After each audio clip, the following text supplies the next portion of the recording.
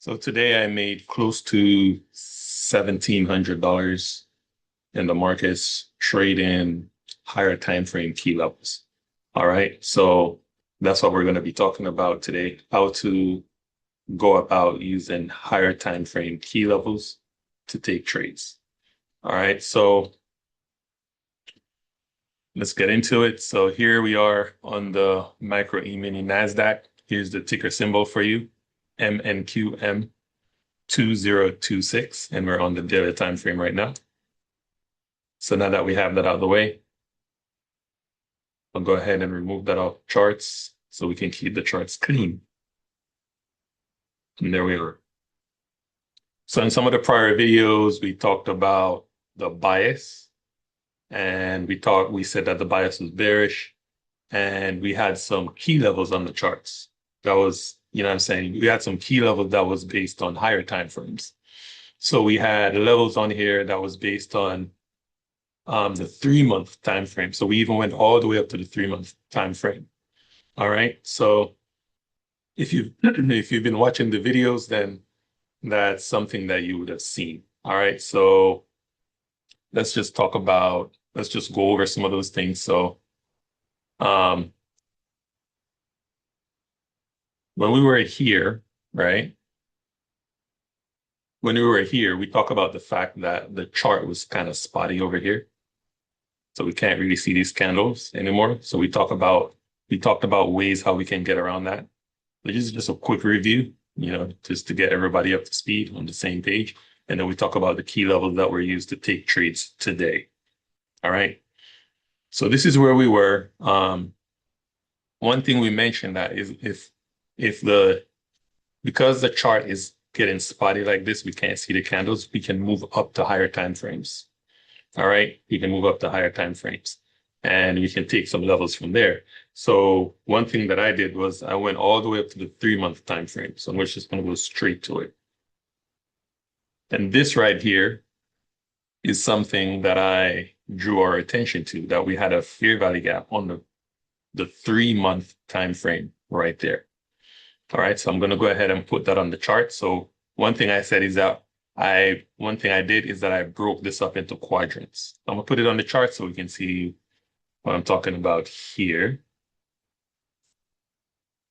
There it is. So you see this? I'm gonna zoom in a little bit.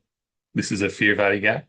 And all I did was just put quadrants on here. So instead of putting a box on here or a rectangle, I just broke it up into 4 quadrants. Cool. And now we're gonna bring this down to the daily time frame. And there we are. So this is one of the levels that I had on my chart and something that I talked about. All right. And we talked about, okay, another thing we talked about was measured moves. So we did this, remember? We took a trend line, but we took this range here. And if we put our trend line on this range here like this, and then we copy this, right? And then you see this pullback here on this range when the price pulled back here. If we take this is a measured move. It's the same length as this original move here.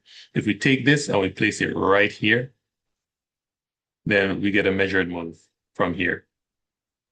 Okay. And this would give us a target, because these are things that you'll find that the market will do. Sometimes it will do a measured move.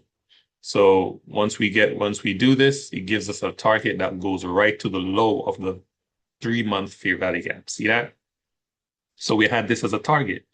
So we talked about coming down to take out this low here, right? This low, which is Monday's low of the day. And then if we can get past here, then we can come down to the low of the fair value gap here. So these are things that we did talk about. This is a quick review. All right. Another thing we talked about as a target is we put fib extensions on here, right?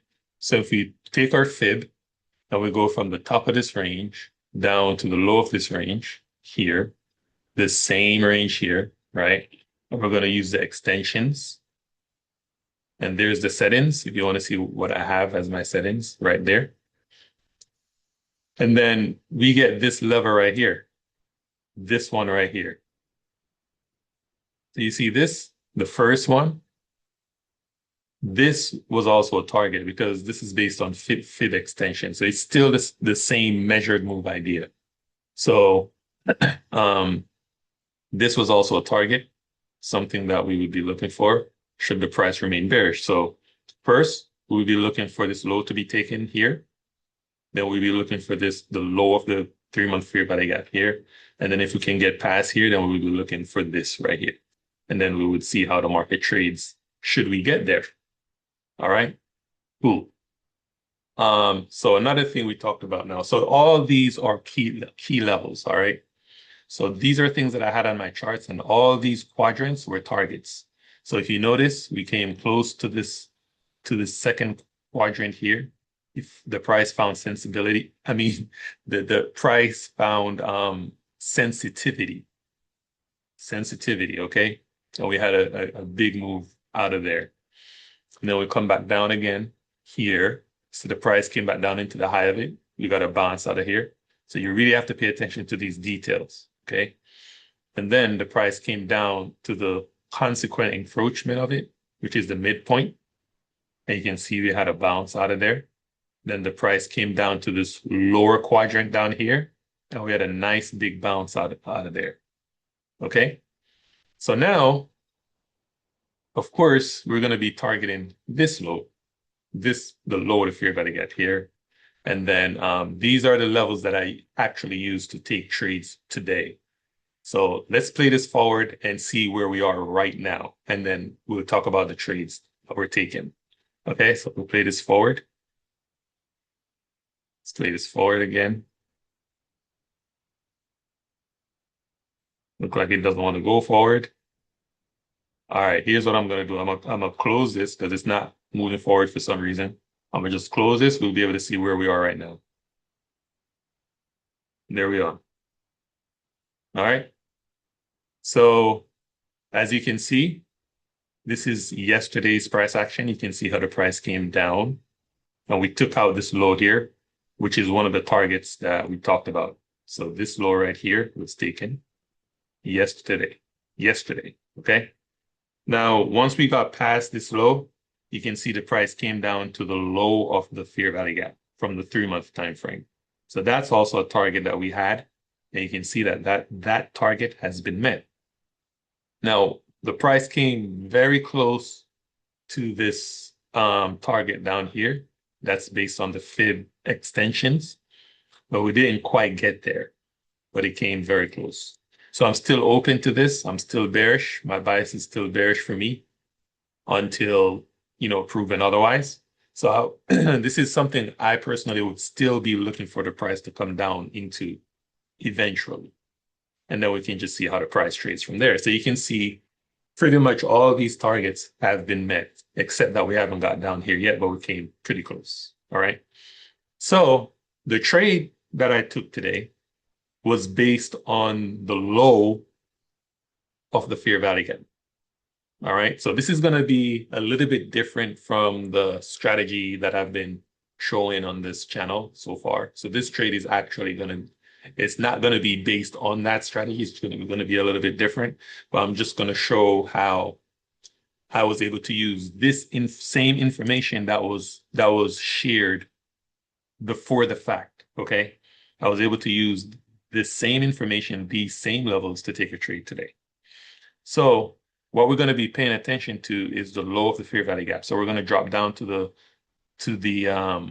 15-minute time frame. And that's where we're going to take a look at the trade. Okay. Let's go ahead and drop down to the 15-minute time frame. Here we are. So now the trade was taken in pre-market. So what I'm going to do is I'm going to bring the price back to where we were when we took the trade. Okay. So let's see. So this trade was right before the equities opened. So right here. So let's take the price to maybe around here, somewhere here. Okay. So basically, this is what, 8:15 a.m. in the morning. Okay. Now you see the level here? This is the level that we was transposed down from the daily time frame. This is the low. This is actually transposed down from the 3-month time frame, actually. This is the low of that fair value gap from the 3-month time frame. Okay. Are you guys following? That's what this is. So the whole time that I was on here this morning, I was paying attention to this level right here. That was a key level for me, a higher time frame key level. So that's what we're talking about, how to take trades based on higher time frame key levels. And this is a higher time frame key level. So as the price was coming down, you can see we're approaching the key level. Okay. Now I took a few trades today. Now, one of the trades that I took had to do with approaching the key level. So as the price was approaching, because I know I expect this to be a draw on liquidity. I expect the price to be drawn towards this level. So as the price is moving down towards the level, what I'm trying to do, I'm trying to get in shorts to trade towards the level. Okay, so let's take this down to the 1-minute time frame to get a better look at it. So here we are on the 1-minute time frame. All right. So I'm going to play this forward. You're going to see the price is going to want to move down towards this level. So let's play this forward. You're going to see it's going to be drawn to the level. You see that? It's drawn to the level. Now, as the price is coming down, what I was doing is I was getting in shorts and I'm going down with the market as it's drawing towards the level. Okay. So we play this down, play this forward. We have a little back and forth movement, but eventually you can see the objective was met right here. You can see the price came all the way down into the low. So as this was coming down, I was in shorts. Okay. And then that was one trade idea that I took. Okay. The other trade idea was to take another trade once we got to the level. All right. So I traded down into the level and I traded away from the level. So as the price came down into here, into this level, I had limit orders on here, okay, to go long. So I took my entry as soon. So this is more of like a risk entry, like a risky entry because it's not based on confirmations. So I'm not looking for the inversion fair value gap. I'm not looking to close above the last bearish fair value gap, turning it into an inversion fair value gap or nothing like that. I'm literally just getting into the trade as soon as it gets to the level because this level came from the 3-month time frame. So I'm expecting it to be a very strong level and I'm expecting immediate reactions from this level. So as soon as the price comes to the level, I'm expecting it to immediately move away from it. Okay, so that's how I'm thinking about it. So what I did is I had limit orders here. I gave myself an estimated amount of room. So I gave myself about 20 points for the stop. So I was down, my stop loss was down here, somewhere here, something like that. Let me fix this. So if I'm entering here, that's where I had my limit orders. My stop was here. And I just basically estimated this because what I'm expecting is once the price comes to this level, I'm not expecting it to go too far below the level. I'm expecting I'm expecting immediate reactions. Okay. So I got in the trade here. The stop is down here. So that's the entry. And this is the stop loss. Okay. So let's put the stop loss right here. Right there.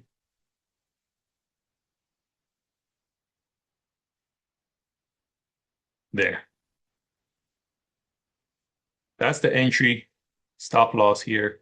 Now, as far as the target, um, let's talk about what I used for the target and what was my low-hanging fruit for the target. All right. So if you remember from the other strategy, what we would use for the target is we would go to the 15-minute time frame, right? And we would find the last bearish range or the last range. Okay. So you see this range right here, this obvious range right here. Usually we would do something like that. We take our fib, we would put it on this range, and we would do this. We would use this fib right here, and this would become our low-hanging fruit objective. Okay? That's what we usually would do. Remember that? But this is going to be different. Okay? This is going to be It's going to be similar in a way, but it's going to be different because this is all the way up here. And I wasn't trying to target this right here. I wasn't trying to hold for this target because the bias is bearish and the price is like really bearish right now. Okay. So I'm not really expecting that the price is going to go all the way up here. So what I did, instead of using the 15-minute time frame, I made an adjustment and I just used the 1-minute time frame. Are you following? So you see how I went to the 15-minute time frame and I found the last obvious range? I'm going to do the same thing, but I'm going to use the 1-minute time frame instead. So you see this turn up here? We have this pivot up here. The price moved up and then it moved down. That's like the last obvious range, okay? The last obvious range, all the way from this high all the way down. So instead of using the 15-minute, I use the 1-minute. So if I take my fib and I put it on here, from the high of it down to the low of this range, then this becomes the low-hanging fruit objective now. You see what I did there? So I'm just making an adjustment because sometimes we have to adjust with the market. So because the market is really bearish, price is really bearish, it's been moving down, been dumping, it's probably not going to go all the way back up to this level where we were. So we're making an adjustment and we're going to use this as our low-hanging fruit target. So it's a little bit different, but it's similar at the same time. All right. Now, if we look in this level here, in the fib level, you can see we have these highs here. That's like a relative equal highs right here. So here we go. Let's do it like this. And let's say relative equal highs. Or you can say buy side liquidity, however you want to put it. Okay, here we go. You can use that as your target as well. Okay, so you can look at this however you want to look at it. You can use the fib level and you can say, I'm going to go from here and I'm going to target the fib level. And you can try to aim for the 70.5% level. But if you notice, these relative equal highs is right around the same area. Right around the same area. So you can look at it however you want to look at it. It doesn't really matter. Okay?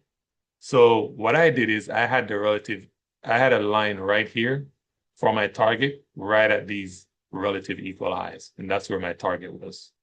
So let's play this forward and see what happens. So this is where I entered with limit orders, no confirmation. It's a more riskier entry, okay? Because I'm not looking for confirmation. I'm depending on this to be a really strong level because it's coming from the 3-month time frame. It's the low of the fair value gap from the 3-month time frame. Let's play this forward, see what happens. So we're moving up a little bit. You can see it came very close to my stop loss. Okay. So eventually you can see the price just started moving up, and that's what I'm looking for. That's exactly what I'm expecting to happen at this level. Okay. You can see the target is met right there. Now watch this. Well, as soon as the target is met, right? This is 9:30 a.m. right here. Look what happens. See that? The price started dumping. This is why in this market condition, when it's really bearish, you have to be careful about trying to hold for too much because this trade is contrary to the daily time frame bias. We're bearish on the daily time frame. We're still looking for lower prices. We're still looking for this level down here. Remember this level that that's based on the fib extension down here? That objective has not been met. So eventually, I'm expecting the price to move towards these levels down here. So you don't want to be holding longs for too long, okay? So that was the trade right there. So I hope that makes sense to you. So if you go from here, right at this level here, all the way up to these relative equal highs, that's 63 points. So that's not bad, okay? That's actually pretty good. Okay, so that's one of the trades that was taken today that was able to make me close to $1,700 on the day. All right, cool. So that was the trade. And just keep at it. Before you know it, you're going to be right where you need to be, right on time. If the video was helpful to you, if you learned something, if you enjoyed it, then just go ahead and give me a thumbs up, give me a like, subscribe to the channel if you have not already done so. And you should see some videos popping up on the screen right now. So if you enjoyed this video, you're going to enjoy one of those videos as well. So go ahead and check one of those videos out.